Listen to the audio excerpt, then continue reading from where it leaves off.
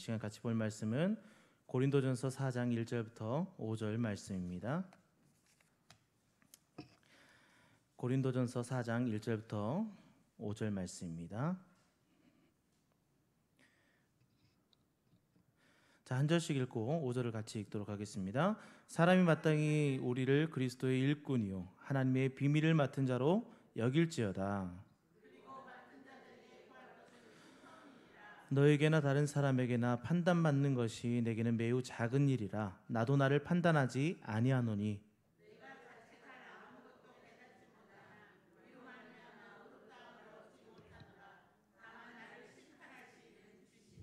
같이 읽겠습니다. 그러므로 때가 이르기 전 곧 주께서 오시기까지 아무것도 판단하지 말라. 그가 어둠에 감추인 것들을 드러내고 마음의 뜻을 나타내시리니 그때에 각 사람에게 하나님으로부터 칭찬이 있으리라. 아멘. 오늘도 귀하고 복된 은혜가 여러 성도님들과 함께하길 소원합니다. 오늘은 그리스도의 일꾼이라는 제목으로 같이 말씀을 나눴으면 좋겠습니다. 요즘 좀 답답하시죠? 계속 마스크를 쓰고 이렇게 다녀야 되니까 굉장히 힘듭니다. 저도 필리핀을 다녀오고 나서 될 수 있으면 사람들을 안 만나려고 거의 집에 이렇게 방콕을 하고 있습니다. 그래서 마스크도 집에서 쓰고 있거든요. 굉장히 답답합니다. 그런데 그렇게 하는 이유가 뭐냐면 나도 나지만 나의 주위의 사람들을 위한 거라고 생각합니다. 그게 그리스도의 마음이 아닐까 생각합니다. 그래서 좀 답답하고 힘들지만 청결을 잘 유지해서 이 질병들이 전파가 되지 않도록 우리 최선을 다해서 같이 협력했으면 좋겠습니다. 그래도 이 중에 감사한 것이 있습니다. 저는 이제 캠퍼스 사역을 하고 있기 때문에 이단과 굉장히 밀접해 있거든요. 근데 많은 사람들이 이 신천지에 대한 정보들을 잘 갖고 있지 않습니다. 그래서 신천지가 교회니까 일반 교회랑 똑같이 생각을 하죠. 근데 지금 뉴스에 이제 많이 나오고 있으면서 댓글들을 제가 좀 읽어보니까 사람들이 이제 교회와 신천지를 좀 구분하는 모습들이 보이더라고요. 신천지의 악랄하고 또 그들의 포교 방식이 잘못됐고 그들 안에 뭔가 문제 있다라는 것들이 조금씩 드러나 보이는 것 같아요. 그래서 하나님이 또 이 기회를 통해서 또 다른 역사가 있겠지만 하여튼 이런 것들을 통해서 좀 드러나니까 저희 마음속에는 그래도 이런 것들을 통해서 하나님께서 역사하시는구나라는 마음들이 있었습니다. 그럼에도 불구하고 이 질병들이 뭐 신천지인들이나 뿐만 아니라 많은 국민들 안에 이 질병들이 빨리 나갔으면 좋겠습니다. 그래서 협력해서 기도해 주시고 함께 나아갔으면 좋겠습니다. 자, 우리가 이제 살아가면서 직장 생활들을 하죠. 저도 이제 사역자라는 이 직책을 가지고 있습니다. 그래서 선교단체에서 또 교회에서 같이 사역을 하고 있는데 이 사역들을 하는 이유가 있습니다. 그것은 뭐 돈을 많이 벌어서 그런 것은 아닙니다. 저희 선교단체도 그냥 자비량이에요. 단체에서 저에게 돈을 주지 않습니다. 그래서 교회 사역하면서 이제 받는 페이와 여러 가지 사역들을 통해서 이루어지는 것들로 사용하고 있는데 그럼에도 불구하고 이 사역을 하고 있는 이유가 있습니다. 그것은 하나님께서 저로 하여금 캠퍼스 사역에 마음을 주시고 또 교회 사역에 마음을 주셨기 때문입니다. 그래서 이 사역들을 감당하고 있습니다. 목사가 되기 전에 전도사 시절이 있습니다. 물론 교육전사 시절이 있었지만 전임으로 이제 2년 동안 사역했던 시기가 있죠. 저는 그때를 잊을 수가 없습니다. 왜냐하면 저에게 그 2년 동안은 굉장히 피곤하고 힘든 하루하루였거든요. 왜냐하면 새벽에 이제 새벽 기도회를 가야 됐고 또 오전에 캠퍼스 사역을 갔다가 뭐 오후에 또 사역이 있고 저녁 늦게까지 이제 상담하다가 또 잠들면 또 새벽에 일어나서 이런 것들을 2년 동안 했었습니다. 하면서 몸은 몸대로 안 좋아지고 굉장히 피곤하고 힘들고 내가 이 사역을 과연 해야 되는가 이런 생각들을 또 많이 했었습니다. 그러면서 생각했던 게 뭐냐면 담임 목사님 정말 대단하시다. 우리 조도희 목사님도 대단하시죠. 왜냐하면 새벽 기도회를 다 인도하시고 또 말씀을 전하시고 또 신방도 하시고 이걸 어떻게 다 감당하는지 모르겠습니다. 제가 제일 존경하는 사람이 누굽니까? 라고 하면 저는 각 교회 담임 목사님들, 특별히 개척하시는 목사님들, 그 모든 것들을 다 감당하는 것이 어떻게 가능할까 이런 생각들을 해봅니다. 저도 이제 많은 사역자들 만나지만 저도 이제 열심히 한다고 하지만 부끄러울 때가 많이 있습니다. 그런데 저보다 정말 하루에 한두 시간 자면서 사역하시는 목사님들도 많이 배웠고 또 그런 분들을 볼 때마다 어떻게 저렇게 할 수 있지라는 생각들을 해봅니다. 그런데 이 사람들의 공통점이 뭐냐면 자신의 의지로 그 사역을 하지는 않습니다. 왜냐하면 사역이라는 것은 자기의 의지와 자기의 뜻을 가지고 하는 것이 아니라 하나님이 그 사역을 우리에게 부여하셔야지만이 감당할 수 있는 것입니다. 저도 그렇고 우리 담임 목사님도 그렇고 많은 사역자들이 하나님의 부르심을 받고 그 자리에 서 있는 것입니다. 그래서 그분들을 우리가 어떤 판단의 기준을 놓고 이렇게 잣대를 재는 것이 아니라 그분들이 그 자리에 선 것 자체가 하나님의 은혜고 또 그 사역들을 통해서 하나님께서 역사하시는 것들을 우리가 바라보았으면 좋겠습니다. 그렇게 하나님께서 허락하신 이 사역, 오늘 본문 1절 말씀에는 이렇게 얘기하고 있습니다. 같이 한번 읽어보겠습니다. 시작. 사람이 마땅히 우리를 그리스도의 일꾼이요 하나님의 비밀을 맡은 자로 여길지어다. 아멘. 자, 여기서 마땅히라는 단어가 있습니다. 마땅히. 우리 개역 개정 성경에는 사람이 마땅히라고 나오니까 당연히 뭐 이런 뜻으로 해석됩니다. 근데 원어적으로 보면 조금 더 깊이 있게 보면 그러므로 그렇기 때문에라는 단어가 조금 더 어울리는 것 같습니다. 그래서 원어상으로 보니까 그러면 그렇기 때문에 그러므로 그런즉 이런 뜻이기 때문에 그렇다면 그 앞에 있는 말씀과 이어져 있다라는 것을 우리가 알 수 있습니다. 그래서 3장 23절 말씀을 보니까 이렇게 돼 있더라고요. 너희는 그리스도의 것이요 그리스도는 하나님의 것이다 라고 되어 있습니다. 결론적으로 우리가 하나님의 일꾼이 된 것은 우리가 그리스도의 것이기 때문에 하나님의 일꾼이라는 거죠. 그래서 사역자들이 또 목회자들이 사역하는 이유가 뭘까요? 그리스도의 것이기 때문이죠. 그리고 그리스도의 부르심을 받았기 때문입니다. 그런 사람들에게 하나님께서 역사하시고 또 그런 사람들을 통해서 하나님의 일들을 이루어 가시는 것입니다. 그런데 주의할 것은 여기서 말하는 그리스도의 일꾼이라는 것은 우선적으로 말하면 사역자들입니다. 우선적으로 말하면. 그래서 고린도 교회의 상황들을 잠깐 얘기하면 고린도 교회는 글로에라는 사람의 그 집을 통해서 고린도 교회의 소식을 들었습니다. 바울이 그때 에베소에 있었는데 그 소식을 들었을 때 그들 안에서는 여러 가지 문제들이 있었습니다. 특별히 어떤 문제들이 있었냐면 그들 안에 분쟁이 있었어요. 고린도전서 1장 12절 말씀에 보니까 그들은 이렇게 얘기합니다. 너희가 각각 이르되 나는 바울에게, 나는 아볼로에게, 나는 게바에게, 나는 그리스도에게 속한 자라 하면서 분쟁을 일으키는 거죠. 그래서 누구는 바울파, 누구는 아볼로파, 누구는 게바파, 바울파, 그리스도파 이렇게 파들이 나누어지는 거예요. 분당을 짓고 있는 것이죠. 그 중에 한 가지가 뭐였을까? 바로 목회자, 교역자를 비방하는 거였어요. 하나님의 사역자를 비방하는 거였죠. 이것이 뭐 크게 잘못됐다 이런 것들보다는 그들 안에 이것을 통해서 무엇이 이루어졌냐? 분쟁이 이루어졌다는 거죠. 또 신천지 얘기를 좀 잠깐 하겠습니다. 신천지의 가장 큰 특징이 이 추수꾼들이 교회에 들어와 가지고 여기서 사람들을 미혹하게 됩니다. 근데 미혹하는 가장 방법 중에 확실한 방법이 뭐냐면 목회자를 모욕하는 거예요. 그래서 우리 담임 목사님 보니까 설교를 못하더라. 우리 담임 목사님 설교하는 거 보니까 좀 이상하더라. 또 이야기하는 것들이 좀 어수룩하더라. 행동할 때 좀 이상해요. 막 이런 것들을 통해서 분쟁을 일으킵니다. 그러니까 아마 고린도 교회 안에서도 그런 분쟁들이 있었던 것 같아요. 자기의 파를 더 유리하게 만들기 위해서 상대방 파들을 조금 이상하게 이렇게 책잡는 모습들이 있었던 것 같습니다. 그래서 그들 안에는 이렇게 분쟁들이 있었습니다. 그래서 이것에 대해서 기준을 삼기 위해서 바울은 오늘 4장 말씀에 무엇을 얘기하고 있냐? 너희들은 하나님의 일꾼이다라는 것들을 이야기하고 있어요. 그러면서 뭐냐? 너희는 하나님의 일꾼인데 그 일꾼은 어떤 것을 맡은 자냐? 바로 하나님의 비밀을 맡은 자라고 이야기하고 있습니다. 하나님의 비밀이라는 것은 복음을 통해 드러난 하나님의 목적과 진리를 이야기하고 있습니다. 다시 한번 정리하면 복음을 통해 드러난 하나님의 목적과 진리가 거기에 있습니다. 그러면 우리는 이 복음을 받아들인 사람들입니다. 그래서 아까쯤에는 사역자를 중심적으로 이야기했다고 하지만 실은 우리 모두가 이 복음을 받은 자이기 때문에 우리는 곧 하나님의 사역자요 하나님의 일꾼임을 말씀을 통해서 우리가 알 수 있습니다.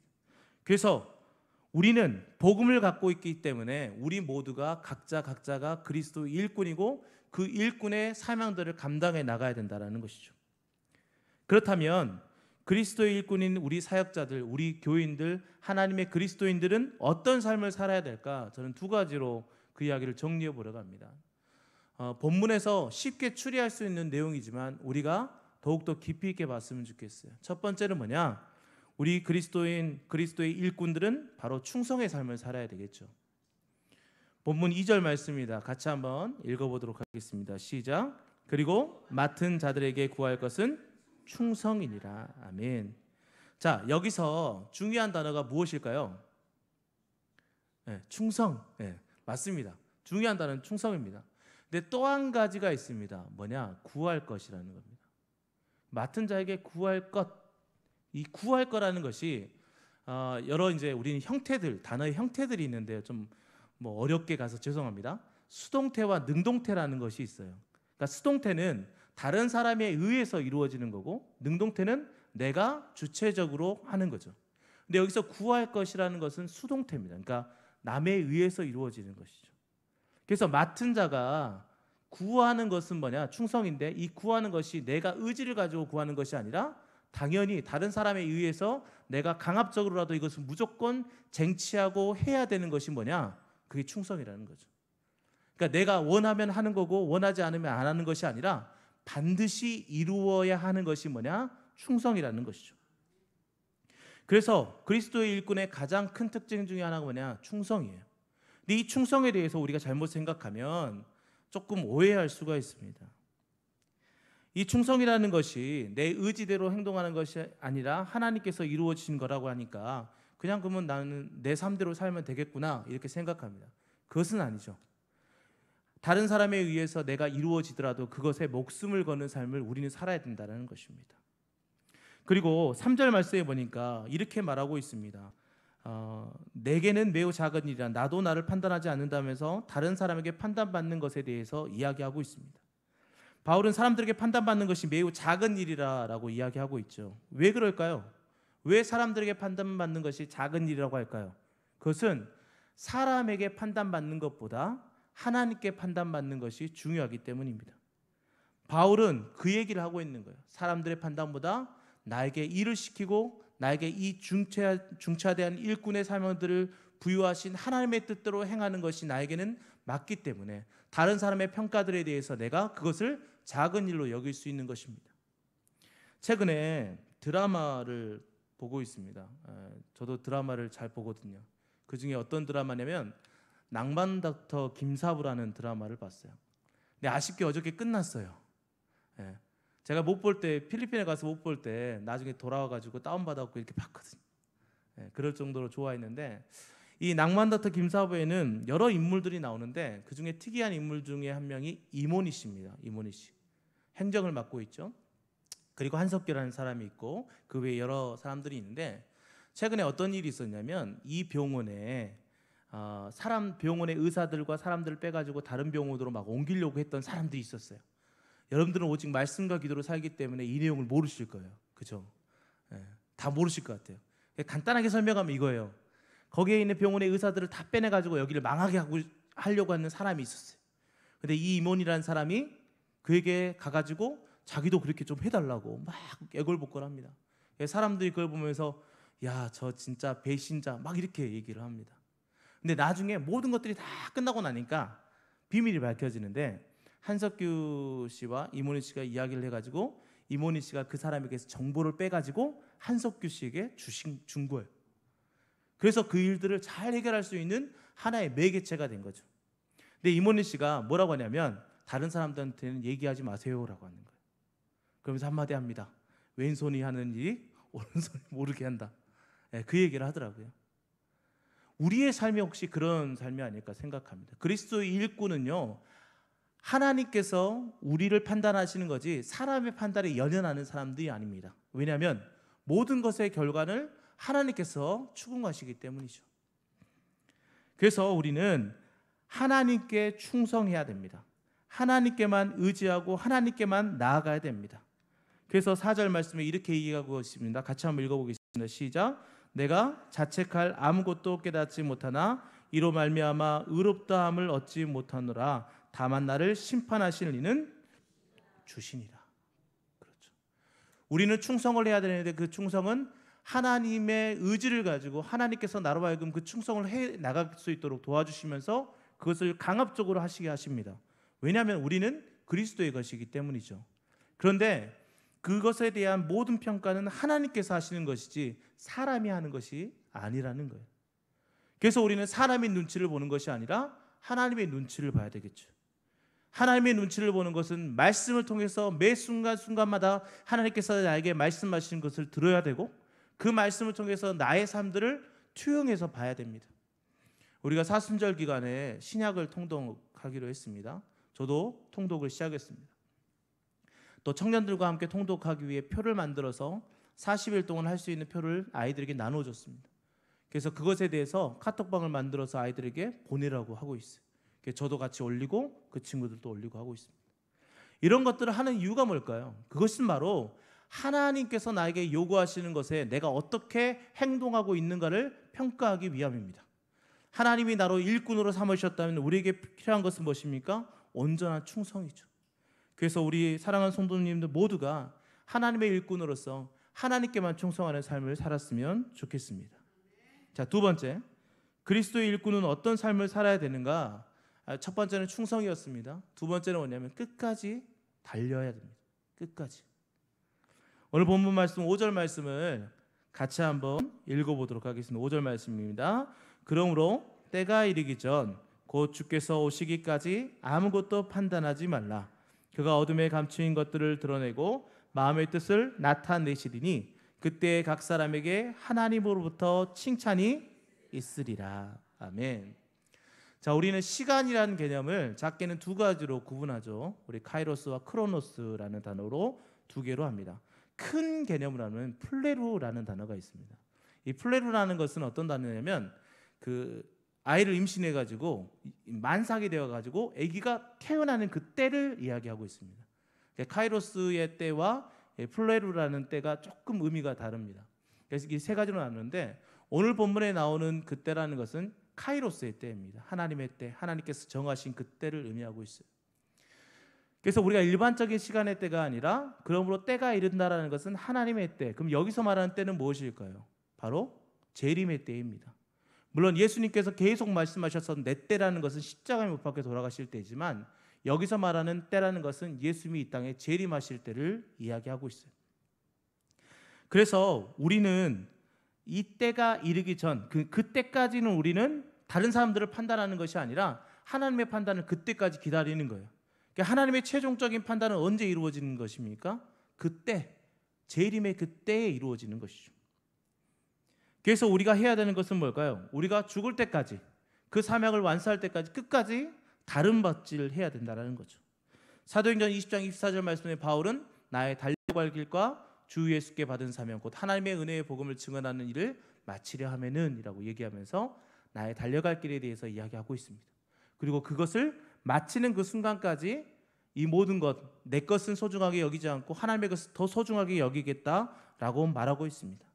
빌립보서 말씀에는 표대를 향해 간다라고 합니다. 그 꼬린 지점, 그때 그곳까지 다름박질을 하겠다라고 얘기하고 있습니다. 우린 육상을 이제 알고 있습니다. 마라톤 같은 경우나 또 달리기 같은 경우는 중간에 포기하면 점수에 전혀 반영되지 않습니다. 그러니까 우리가 해야 되는 것은 뭘까요? 결승전까지 가야 되는 거예요. 그 결승전은 언제 이루어지냐? 내 사명이 끝나는 그 순간, 우리가 죽는 그 순간이겠죠. 또 하나님께서 예수 그리스도를 이 땅에 보내시는 그 재림의 그때가 되겠죠. 그래서 우리는 언제까지 달려가야 되냐? 그때, 재림의 때, 나의 사명이 끝나는 그 순간까지 다름박질해야 됩니다. 중간에 멈춰서면 안 됩니다. 중간에 멈춰서 힘들 수도 있겠죠. 그러나 다시 달려야 됩니다. 마라톤에 끝나는 시간은 없습니다. 내가 끝까지 달려서 결승전만 통과하면 되는 것입니다. 그래서 우리가 해야 되는 것은 끝까지 하나님의 일꾼으로서 그것을 끝까지 완수하고 나아가는 그 삶들을 우리가 살아가야 될 줄 믿습니다. 그래서 우리가 그리스도의 일꾼으로서 끝까지 포기하지 않고 달려가는 우리 모든 성도님 되기를 예수님 이름으로 축원합니다. 그런데 오늘 본문에서 우리가 오해할 수 있는 부분이 있습니다. 그게 뭘까요? 5절 말씀을 다시 한번 읽어보도록 하겠습니다. 시작. 그러므로 때가 이르기 전 곧 주께서 오시기까지 아무것도 판단하지 말라. 그가 어둠에 감추인 것들을 드러내고 마음의 뜻을 나타내시리니 그때에 각 사람에게 하나님으로부터 칭찬이 있으리라. 아멘. 자, 여기에 보니까 아무것도 판단하지 말라라고 얘기하고 있죠. 아까 처음에는 이 본문이 사역자들을 위해서 쓰여졌다라고 했죠. 사역자들을 판단하지 말라라는 의미로 쓰여졌다고 했습니다. 그리고 그 사역자들이 우리 교육자들뿐만이 아니라 모든 그리스도인임을 이야기했습니다. 그런데 그렇다면 우리는 서로를 평가하지 말아야 될까요? 판단하지 말아야 될까요? 여기서 판단하지 말라고 하니까 그렇구나, 그러면 아무것도 얘기하지 말아야지. 목사님이 잘못해도 우리 옆에 성도가 잘못해도 이렇게 하고 있어야지라고 생각합니다. 그러나 그것은 바울의 그런 전체적인 서신으로 봤을 때는 잘못된 것입니다. 여기서 판단하지 말라는 것, 아무것도 판단하지 말라는 것은 쉽게 설명하면 이렇습니다. 그리스도가 판단할 것들을 판단하지 말라는 거죠. 자기가 판단할 위치 없는데도 불구하고 판단하는 것, 하나님의 입장에서 판단해야 될 것들을 판단하는 것, 자기가 하나님인 것처럼 생각하면서 판단하는 것, 이런 것들을 하지 말라는 것입니다. 고린도전서 5장 12절 말씀에 이런 말씀이 있더라고요. 밖에 있는 사람들을 판단하는 것이야 내게 무슨 상관이 있으리오마는 교회에 있는 사람들이야 너희가 판단하지 아니하냐. 판단한다라는 거예요. 고린도전서 6장 5절 말씀에도 이렇게 이야기하고 있습니다. 내가 너희를 부끄럽게 하려 하여 이 말을 하노니 너희 가운데 그 형제 간의 일을 판단할 만한 지혜 있는 자가 이같이 하나도 없느냐. 판단할 만한 사람들이 하나도 없냐라고 질책하는 거죠.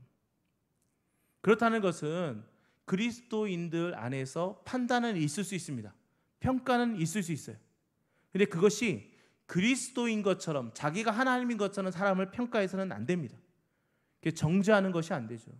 물론 우리 안에 어떤 신앙의 모습을 봤을 때 잘못된 모습이 보이면 서로 이야기를 해줘야 되겠죠. 집사님, 권사님, 이 부분이 정말 하나님의 뜻인지 잘 모르겠어요. 이것은 좀 고쳐야 되지 않을까요? 라고 생각할 수 있죠. 근데 그 사람 보고 그건 하나님의 뜻이 아닙니다. 당신은 죄인입니다. 하나님이 판단하실 것을 우리가 넘어서면 안 되는 것입니다.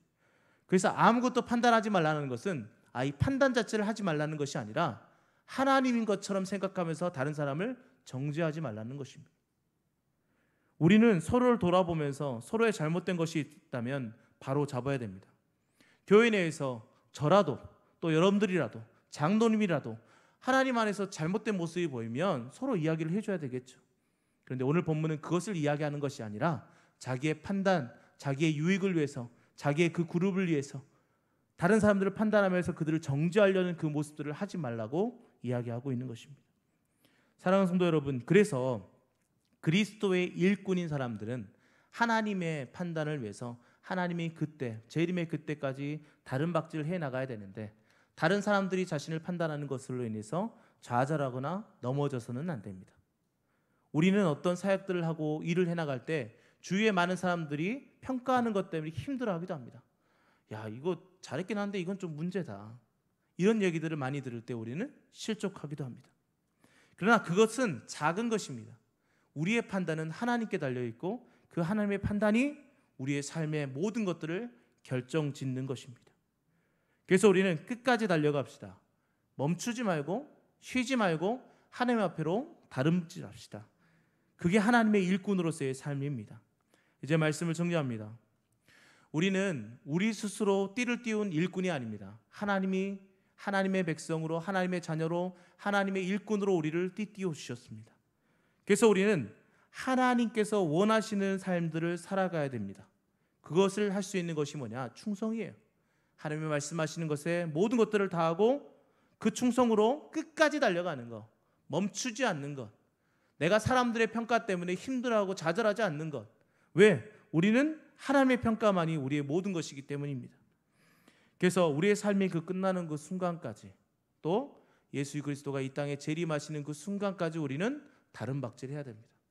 그게 그리스도의 일꾼의 삶임을 우리 모두가 믿습니다. 그래서 사랑하는 모든 성도님들이 하나님께만 충성하면서 끝까지 달려가는 그리스도의 일꾼다운 삶들을 살아가길 예수님의 이름으로 축원합니다. 아멘. 우리 이전에 불렀던 하나님의 은혜라는 찬양인데요, 같이 한번 불렀으면 좋겠습니다. 우리를 지으신 이도 하나님이시고 우리를 부르신 이도 하나님이시며 우리를 보내신 이도 하나님이십니다. 그래서 우리는 달려갈 길 다 가도록 주님께만 충성하는 삶을 살자고 같이 찬양으로 고백했으면 좋겠습니다.